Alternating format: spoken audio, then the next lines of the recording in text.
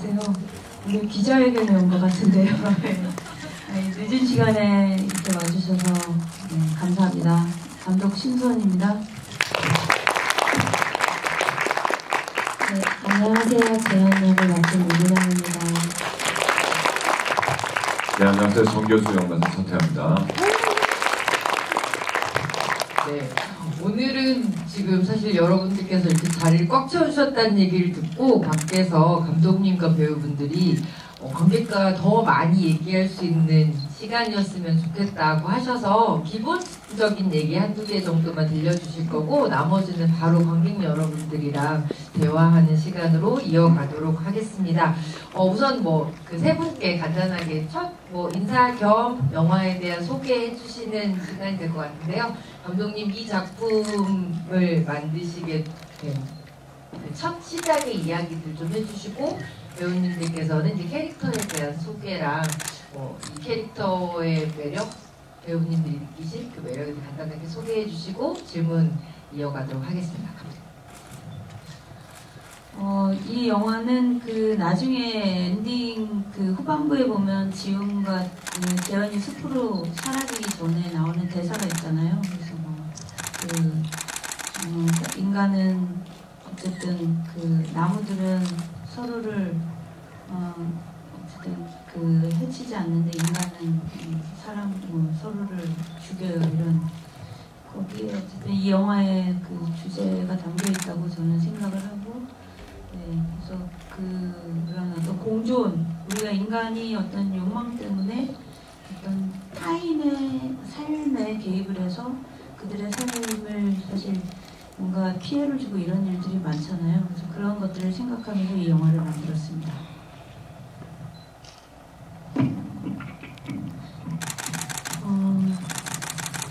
재현이라는 캐릭터는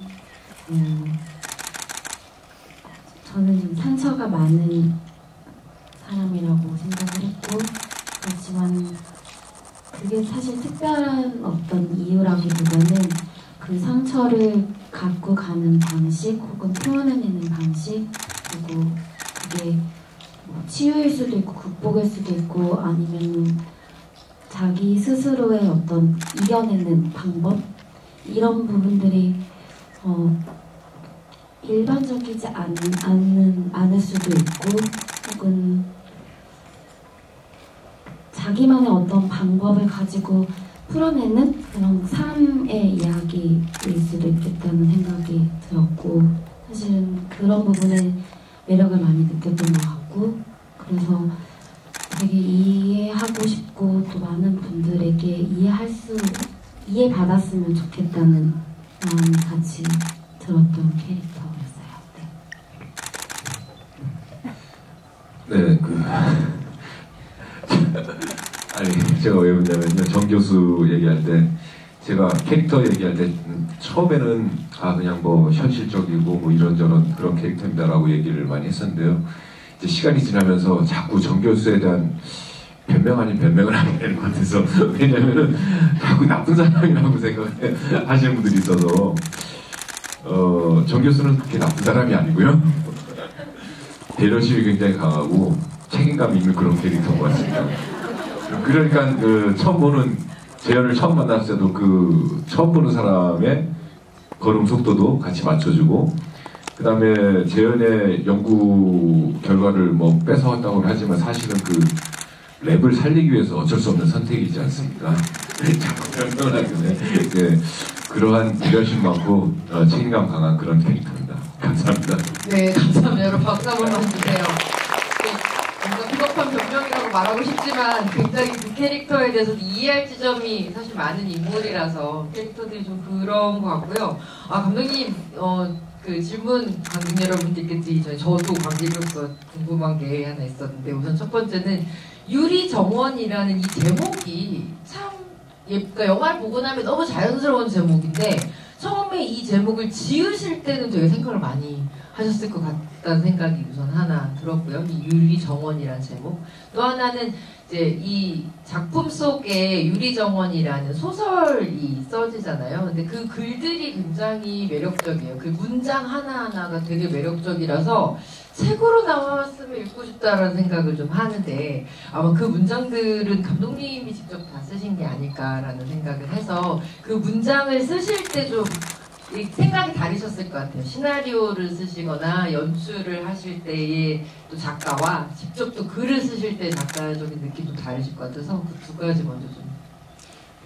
우선 요리정원이라고 한 거는 그 재현의 공간, 이게 되게 부서지기 쉬운. 그래서 우리가 살면서 사실 그 재현뿐만 아니라 자기의 어떤 터전, 삶의 안식처가 어느 순간 되게 부서질 수 있는 그런 걸 많이 느끼잖아요. 그래서 요리정원이라는 제목을 지었고요.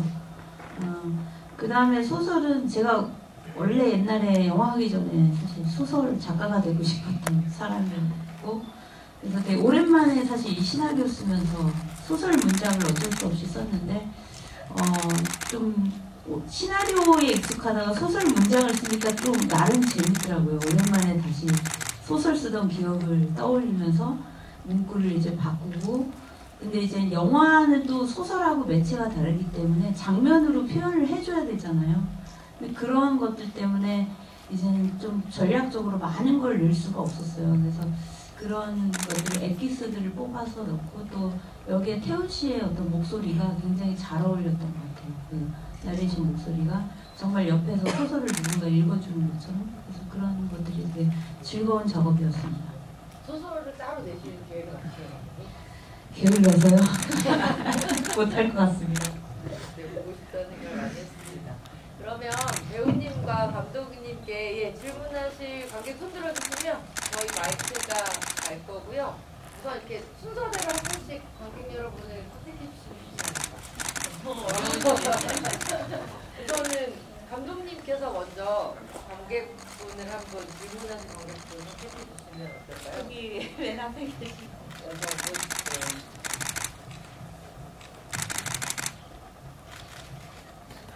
감사합니다.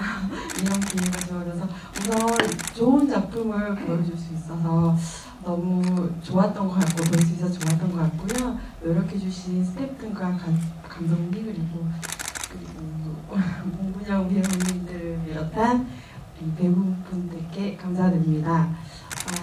이 영화가 솔직히 조금은 난해하다는 생각이 좀 들긴 했는데 점점 보면서 재현이라는 캐릭터에 조금 빠지게 되더라고요. 그러면서 아무래도 문근영 씨 팬이다 보니까 재현이라는 역할을 하는 동안 혹시 힘들지 않았을까, 힘든 부분이 없지 않았을까라는 생각이 좀 들어서 혹시 연기하면서 그런 부분이 없었나 싶고요.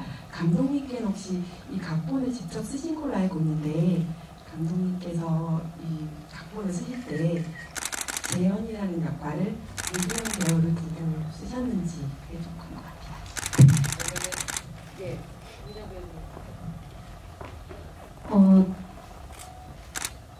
사실 이 영화가 이제 공개되면서 힘들지 않았냐는 질문을 되게 많이 받았는데요. 제 기억 속에서는 사실 힘들었던 기억이 없어서 네, 없었는데 왜 없었냐고 생각을 해보니까 어떤 캐릭터를 이해하고 그리고 표현하려고 하고 그래서 감정을 쓰고 뭔가 내가 재현이가 되는 순간도 있고 뭔가 이런 일련의 시간들은 어떤 역할을 하든 어떤 작품을 하든 다 있는 시간이고 그리고 그게 쉬울 수만 없는 시간이라서 어떻게 보면 그거는 그냥 배우가 당연히 뭔가 짊어져야 하는 힘듦일 수도 있고 힘든 게 아닌 일일 수도 있는 부분이라서 재현이 때문에 더 특별히 힘들고 더 어려웠던 적은 없었던 것 같아요. 처음부터 그 염두에 둔 건 아니고요. 네, 그 시나리오를 쓰고 나서 이제는 그 미팅을 하게 됐는데 되게 그 눈빛이 굉장히 좋았어요. 네. 눈빛이 시꺼멓거든요. 네. 그래서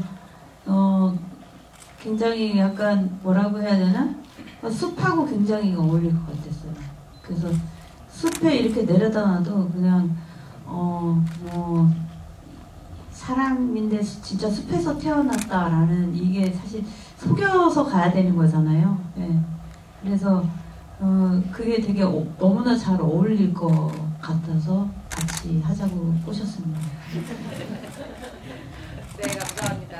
또 질문 이번에는 문근영 배우님께서 한 분. 맨 뒤에 계신 네. 지금 네. 예.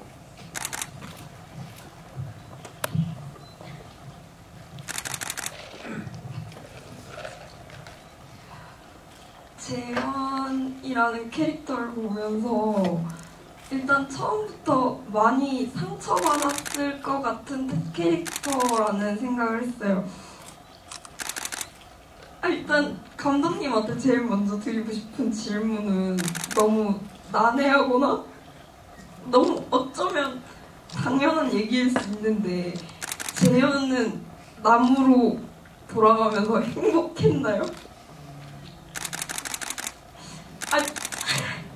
죄송합니다.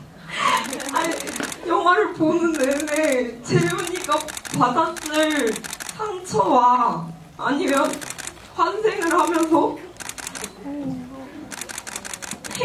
행복할까? 재현이가 그 춤을 추는 장면에 그 구두를 신고 있는데 그게 너무 마음이 아팠어요. 이게 정말 작가님이 아니 감독님이 왜 이 씬을 이 스킨즈를 넣으면서 정말 재현이가 행복하길 바랬나. 저는 영화 막 이 내리면서 정말 재현이가 나무로 다시 태어나서 행복하길 바라고 있거든요. 근데 감독님은 어떤 의도로 쓰신 건지. 감사합니다. 문근영 배우님이 진짜 영화를 보고 같이 분명한 관객분을 질문을 받으신 것 같다라는 생각이 들어요. 약간 이렇게 정말 행복했냐라는 질문을 사실 저도 감독님과 이 작품을 몇 번 그 전에도 뵙고 얘기를 해봤지만 그걸 물어봐준 사람은 없었다는 생각이 좀 들어서 되게 아마 감독님이나 배우분들 되게 마음 찡한 질문일 것 같다는 생각이 들었습니다. 우선은 감독님께도 먼저 여쭙고 문근영 배우님께도 한번 여쭈면 좋을 것 같다는 생각이 들어요. 감독님. 저도 갑자기 뭉클해지는데 저는 어쨌든 이 영화를 굉장히 많이 봤어요. 그 시나리오를 썼고. 근데 저는 이 재현이라는 인물이 결국 마지막에 그 지훈이 몇 년 후에 숲에 갔을 때 나무로 변해 있잖아요. 그때 굉장히 아름다운 모습으로 변해 있기를 원했어요. 그래서 그건 CG거든요. CG팀한테 굉장히 CG팀이 만들어 온 걸 계속 바꿔달라고 했어요. 되게 자연스럽고 그 안에서 뭔가 나무는 1000년을 살잖아요. 인간은 사실 길어야 100년이고 많이 상처를 입었지만 그 상처를 입고 자살도 하고 이런데 저는 재현이 환생을 하길 바랬어요. 그래서 그 숲을 지키는 사람으로 다시 태어난다고 생각했기 때문에 그 마지막 그 장면을 찍을 때도 사실 저희가 나무를 절반만 만들어서 찍었거든요. 그래서 그때도 그 장면을 찍기 위해서 굉장히 많은 공을 들였고 가장 아름다운 모습이어야 된다고 생각을 했어요. 그래서 그렇게 했고 그리고 나서 제가 영화를 본 다음에 몇 번을 봤더니 최근에 이제 극장에서 보다 보니까 저 스스로 제가 왜냐면 이 시나리오를 쓴 지는 꽤 오래됐거든요. 촬영한 것도 1년이 됐는데 그리고 나서 이 영화를 보니까 마지막에 제가 느낀 건 뭐냐면 자유를 느꼈어요. 재현이 지훈과 있다가 숲에서 사라져 갈 때 다리를 절지 않고 자유롭게 걸어가잖아요. 그때 사실 고민을 했어요. 다리를 절게 할까 안 하게 할까. 누가 미션 임파서블이야 이런 말을 했었어요. 근데 근영 씨한테 그냥 걸어가자. 이 사람은 이제는 자유로워지는 거죠.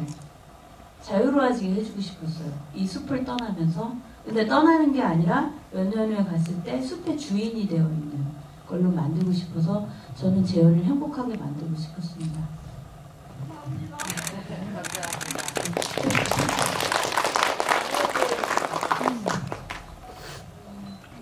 저는 재현이 아픔에 같이 아파해주고 그리고 마음 깊이 진심으로 행복하게 바래주는 사람이 있어서 재현이는 행복했을 것 같아요.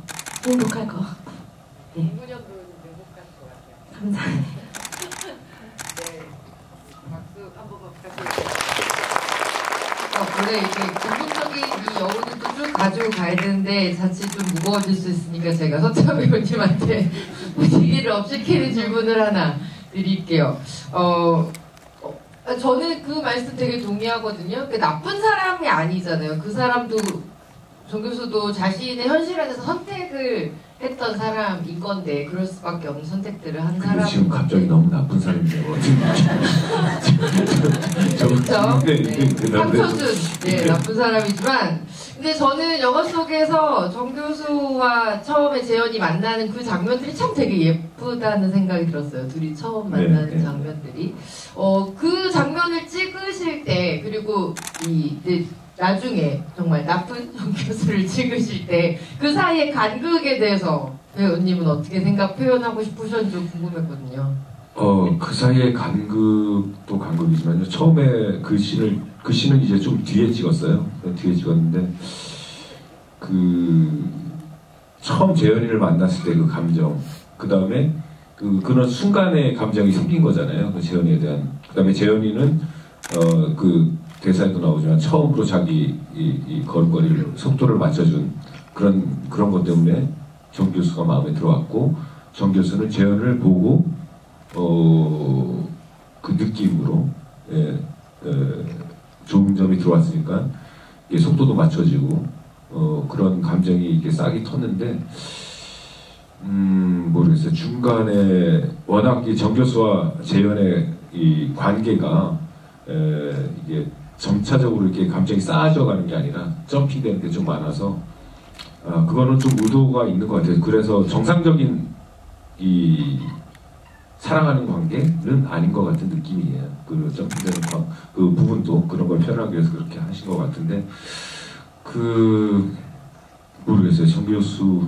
제일 관객으로 보기에도 정 교수가 제일 얄미웠을 때는 언제셨어요? 저는 그때 정 교수를 때리고 싶었습니다. 언제요? 재현이가 마당에서 하이힐 신고 그거는 제가 생각해도 정 교수가 나쁘다고 생각은 안 하는데 그 장면은 굉장히 정 교수가 인간적인 실수를 했구나 이렇게 보면서 그런 걸 많이. 네, 아마 많은 관객분들이 같이 때리고 싶으셨을 것 같다는 생각이 좀 드네요. 그러면 다음 질문도 받아보도록 하겠습니다. 이번 서태화 배우님이 관객분 한 분. 네, 요 앞에.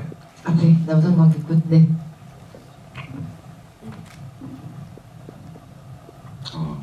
서태화 배우님 식물인간 연기 정말 인상 깊었어요.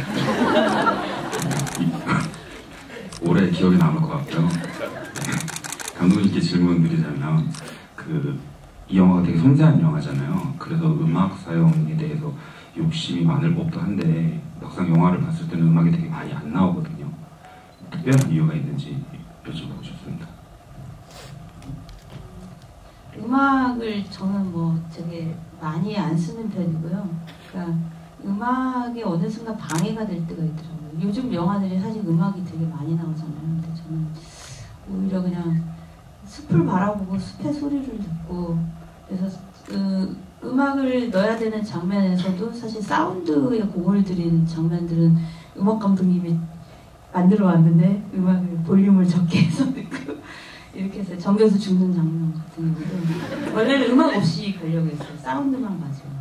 근데 이제 너무 공을 들여서 만들어 오셔가지고 그거를 밑에 베이스로 이렇게 밑에 깔고, 그리고 숲의 소리, 우리가 사실은 되게 도시에 살면서 잊어먹는 것들이 많이 있잖아요. 근데 이 영화가 물론 힐링 영화였으면 반해주면 그러지 않을 요소들이 많지만 숲을 보면서 뭔가 우리가 잃고 있는 것들을 숲의 소리로 느끼셨으면 하는 바람들이 있었기 때문에 음악을 많이 사용하지 않았습니다.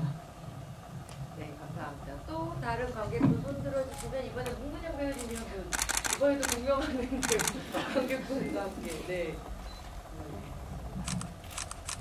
여기 뒤에 이렇게 예쁜 머리 색깔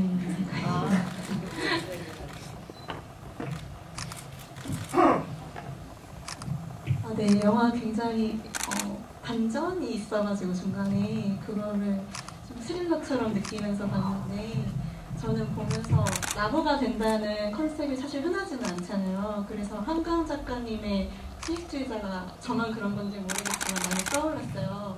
그런 어떤 육식적인 세계관에서 초식적인 사람으로 산다는 것에 대한 고민이 있는 작품 같았고 혹시 그래서 그 책을 좀 참고하셨다거나 어떤 영감을 받으신 게 있는지 먼저 감독님이랑 배우분들께 좀 궁금하고요. 좀 그 가정인데 마지막에 지훈이 새가 살아난 거를 알려주지 않잖아요. 그러니까 그 실험을 성공을 한 건데 재현은 그 자신이 옳았다는 거 그 확신을 받지 못한 채로 자기 몸에 핀 어떤 병만 가지고 이제 사라지는데 만약에 그걸 성공했다는 거를 알았다면은 조금 인생이 바뀌었을지 궁금합니다. 저는 그러니까 꼭 채식주의자는 아니라고 하더라도 그 이제 지금 말씀하신 것처럼 육식의 세계에서 서로 상처 주는 인간의 세계와 자연의 세계를 대비하는 어떤 이런 작품에 대해서 연기하시거나 할 때 뭐 영감을 받았다거나 뭐 도움이 좀 되신 이런 이야기들이 있으면 좀 들려주시면 좋을 것 같습니다. 우선 그 채식주의자는 제가 영화로 만났어요. 예전에 독립영화로 봤었고 오래전에.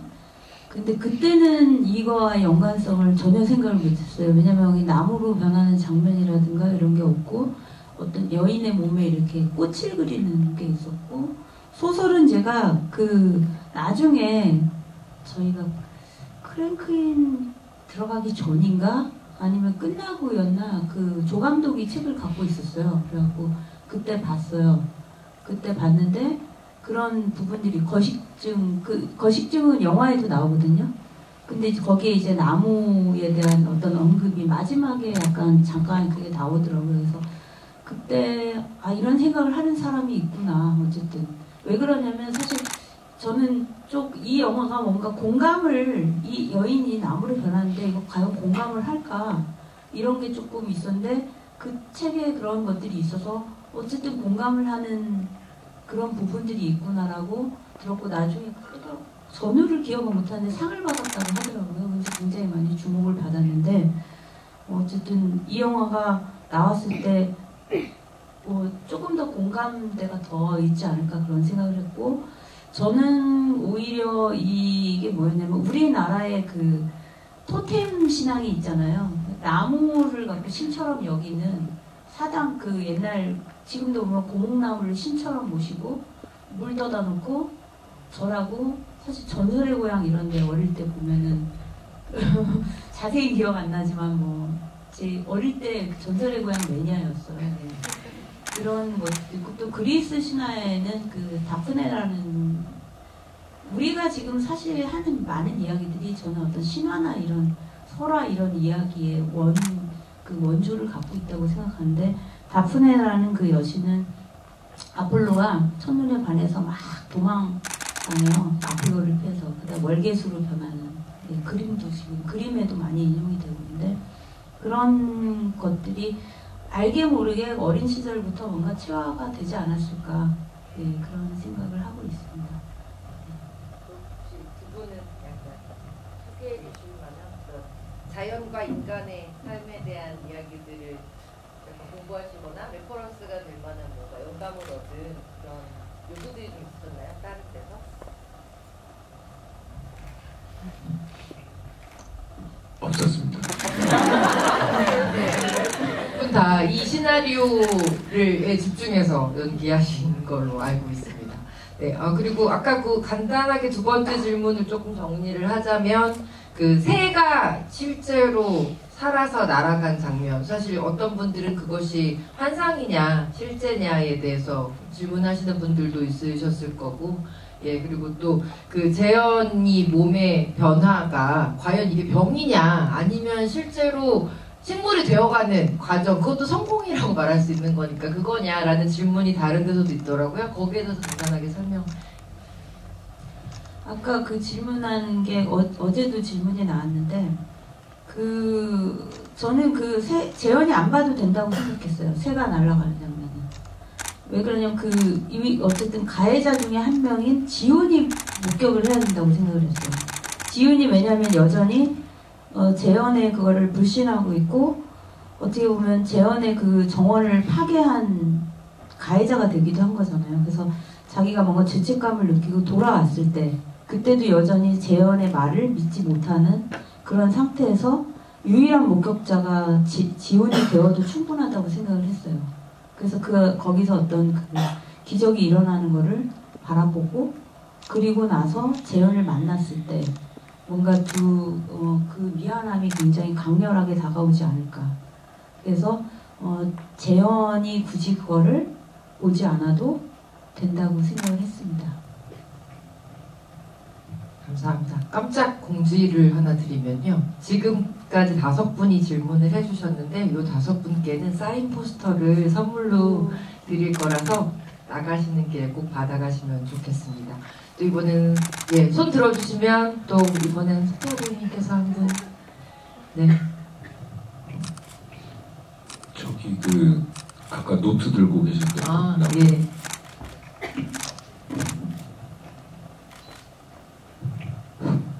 영화 잘 봤습니다. 저는 문근영 배우님한테 질문하고 싶은데요. 이 영화가 재현의 순수한 사랑인지 광기인지가 그 경계가 약간 모호한 것 같은데, 문근영 배우님 어떻게 생각하시는지 궁금하고, 마지막에 보면 이제 엔딩만 빼고는 완벽했다고 하셨는데 그 대사가 있잖아요.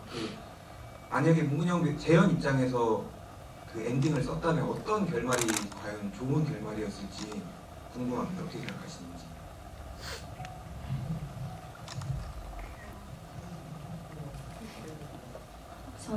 저는 순수와 광기로 보는 거는 타인의 시선에 의한 게 아닐까라는 생각을 좀 했고요. 그래서 촬영하면서 재현이는 순수한 캐릭터라서 그러니까 광기를 보여줘야 해서 라기보다는 그냥 재현이 어떤 마음이 갖고 있는 흐름이나 이야기를 따라가려고 했어요. 그리고 어떻게 보면은 그냥 재현이한테는 자기의 모습인 거고 자기가 선택한 방법들일 수도 있는 건데, 이게 다른 사람 눈에서는 그게 굉장히 순수해 보이는 거일 수도 있고, 어떤 사람 눈에는 또 그게 되게 광기가 서린 모습일 수도 있고, 그렇게 저는 접근을 해서 사실 순수와 광기가 다 있고, 그래서 순수와 광기로 왔다 갔다 하고, 이게 저는 사실 역으로 무슨 의미인지 제가 잘 모르겠다는 생각이 좀 많이 들었고요. 재현이 행복한 엔딩을 말하면 뭐라고 그냥 저는 계속 뭔가 끝을 내기보다는 이게 무슨 틀렸고 나빴고 이런 식의 끝이라기보다는 계속 나를 좀 알아보려고 하고, 혹은 뭐 이해까지 바라진 않더라도 좀 더 지켜봐 줬으면 좋지 않았을까 하는 생각이 좀 들었고, 그런 식의 엔딩이었으면 재현이도 어떤 희망 같은 거를, 희망까지는 아니어도 앞으로의 어떤 가능성을 생각할 수 있지 않았을까 하는 생각을 해봅니다. 네, 감사합니다. 또 다음 관객분, 저희가 한 9분 정도 더 질문을 받을 수 있을 것 같습니다. 열심히 드셨는데 네. 저기 머리 이쁘신 분 앞에 계십니다.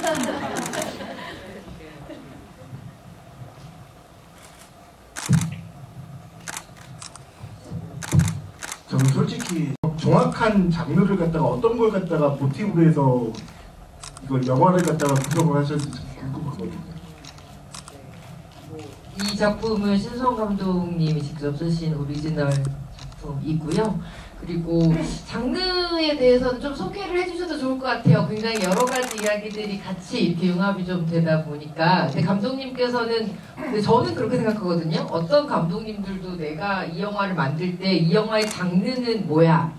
장르는 액션 스릴러 하드볼드야 이렇게 하시는 경우는 별로 없더라고요. 그 장르 같은 경우는 결국 보는 사람들이 그 영화를 좀 한 단어, 두 단어 정도로 다른 분들이 쉽게 표현하기 위해서 붙이시는 경우들이 많은데, 장르적인 설명이라기보다 이 작품의 어떤 키워드를 좀 설명을 해주시면 좋을 것 같다는 생각이 듭니다, 감독님.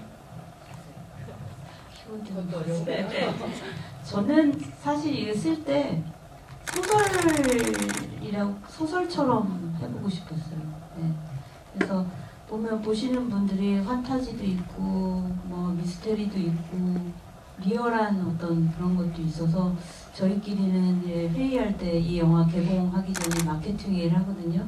그 마케팅 팀이 장르가 무엇이 저한테 똑같은 질문을 했는데 제가 그래서 최근에는 리얼 환타지라고 불러달라고 했는데 사실은 저는 그냥 쓸 때 장르를 생각하고 쓴 게 아니라 재현의 이야기 그리고 그 재현을 바라보는 소설가의 이야기를 쓰고 싶어서 이 영화가 나왔을 때 관객들이 한편의 소설을 읽는 것처럼 봐줬으면 하는 바람이 있었습니다. 그래서 요즘 어떤 생각을 하냐면 저도 그런 습관이 있는데 영화를 볼 때 어떤 자기만의 프레임을 만들고 그 창 안에서 바라보는 것들이 조금 뭐라고 해야 되나? 약간 영화를 조금 더 넓게 보는 부분들을 가릴 수 있다라는 생각이 들더라고요. 저도 그런 습관이 있는데, 그래서 저는 이 영화가 그냥 한편의 소설가의 나레이션이 나오듯이 소설을 읽는 것처럼 좀 봐주시면 좋지 않을까 그런 생각하고 있습니다.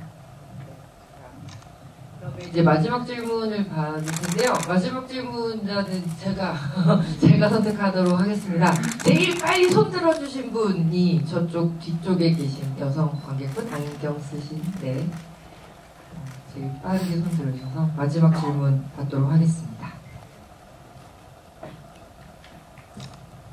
안녕하세요. 저는 문근영 씨한테 드리고 싶은 말씀이 있어서 손을 들게 됐는데요. 전 시사회가 있는지 모르고 오늘 여기 왔어요. 저희가 문근영 씨랑 나이가 좀 비슷한 걸로 알고 있는데 그래서 어릴 때부터 명성황후나 가을동화를 되게 눈여겨봤었거든요. 근데 문근영 씨를 어릴 때부터 보면서 저 사람은 얼굴도 예쁘고 대학도 좋은데 가서 되게 부럽다는 생각을 했던 것 같아요. 그러면서 나도 뭔가 해야겠다 이 생각을 사실 제가 남한테 관심이 없거든요. TV도 잘 안 보고. 근데 나이가 비슷하니까 더 관심을 가졌던 것 같아요. 근데 문근영 씨를 보면서 나름 꿈도 키워서 지금은 학생들 논술을 가르치고 있어요.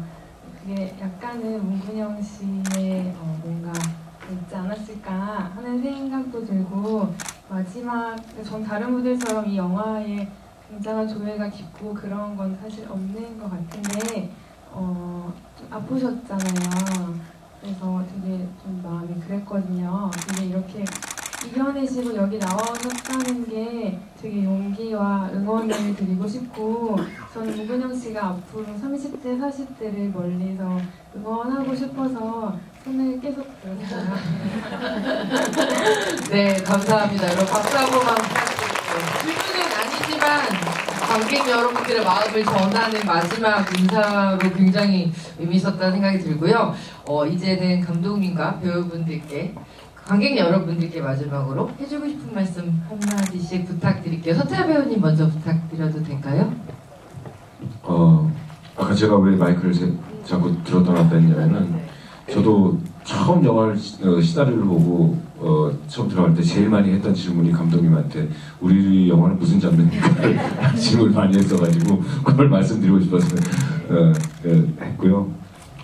정말로 어떻게 보면 애매모호할 수도 있고 저희 영화가 어떻게 보면은 그 등장인물의 특히 재현이의 감정을 쫓아가다 보면은 거기에 굉장히 동화되면서 순수한 뭔가라는 의문을 가질 수도 있고 여러 가지가 있는데요. 각자 뭐 한 가지 국한시키지 말고 각자 자기 관객분들이 자기가 느끼는 거를 충분히 많이 느꼈으면 좋겠습니다. 네, 감사합니다.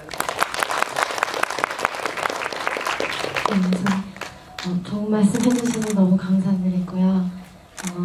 그 마음 간직하면서 저도 열심히 살아가겠습니다. 네, 그리고 오늘 이렇게 영화 보러 와주셔서 너무 감사드리고 함께 이야기 나누고 시간 보낼 수 있어서 저한테는 되게 의미 있는 시간이었던 것 같고요. 그냥 저만의 약간 바람이 있다면 여러분 마음속에 오래오래 남는 영화가 되었으면 하는 바람입니다. 네, 감사합니다. 저는 이제 어떤 분에게는 이제 재현을 쫓아가면 뭔가 감정이 느껴지지만 어떤 분한테는 되게 어려운 영화일 수도 있다고 생각합니다. 그래서 2번 보시면 될 것 같습니다. 시크하게 감독님. 감독님 말씀이 맞다는 생각은 들어요. 처음에는 이야기를 좀 따라가면서 봤었고 다음번에는 인물들을 따라가면서 보면 또 얘기들이 되게 많이 다르더라고요. 그리고 안에 숨겨져 있는 디테일도 굉장히 많아요. 그래서 좀 곱씹어보고 싶은 영화였고요. 저는 감독님과 배우님께 참 감사하다는 말씀을 드리고 싶었던 건 이런 작품을 사실 좀 많이 자주 보고 싶었어요. 여성의 이야기 그리고 여성 감독님들의 작품들도 되게 보고 싶었고 항상 이렇게 좀 죽이는 요새는 이렇게 뭔가 누군가를 좀 죽이는 이야기들이 너무 많은데 살리는 이야기를 좀 보고 싶었거든요. 유리정원은 살리는 사람들, 살리고 싶어하는 사람들의 이야기라서 더 좋았던 것 같아요. 이 작품 여러분들, 관객 여러분들이 아마 많이 응원해주시고 또 오늘 이야기를 많이 다른 관객분들한테 전해주시면 아마 다른 관객분들도 오랜만에 문근영 배우님의 작품, 신선한 감독님 작품을 보기 위해서 극장을 찾아주실 것 같습니다. 여러분 많이 도와주시고요. 이렇게 늦은 시간까지 꽉 자리 채워주셔서 정말 감사합니다. 아마 모든 분들께 행복한 시간이 됐을 것 같습니다. 여러분 감사합니다. 조심히 들어가세요.